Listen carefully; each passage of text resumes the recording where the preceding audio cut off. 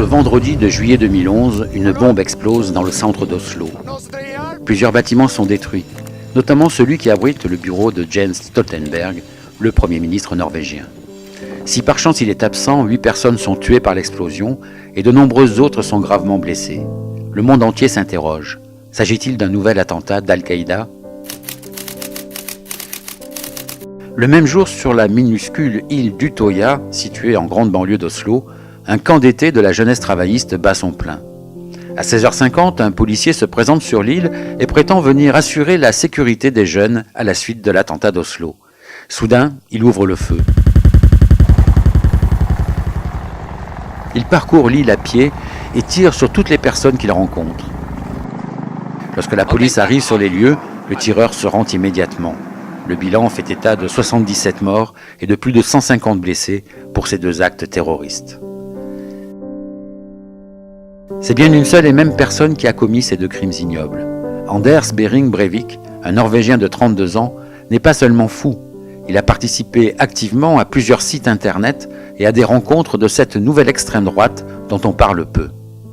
Dans La Toile Brune, un essai publié le 4 avril 2012 par Actes Sud, on découvre les coulisses de ce réseau qui se développe dans l'obscurité, la fachosphère, la nouvelle extrême droite européenne sur Internet.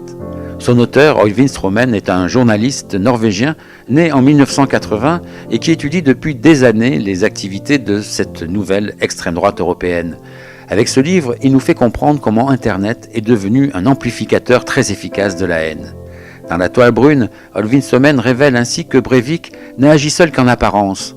En fait, il a adopté la stratégie du loup solitaire inventée par les milieux de l'extrême droite américaine. Mais derrière le loup solitaire se cache toujours une meute. Les statistiques sont révélatrices. Dans de nombreux pays européens, les partis d'extrême droite ont dépassé les 5% au cours des dernières élections législatives. Ja, det en journalistisk bok der jeg prøver å sette det som skjedde 22. juli inn i en sammenheng. Prøve å forstå hvor dette her kommer ifra.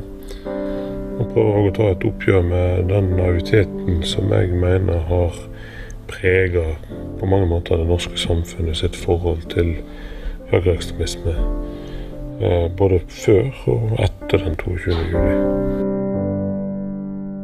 Ces nouveaux populistes évitent soigneusement le discours raciste et antisémite. Ils ne parlent que de questions de culture et d'identité.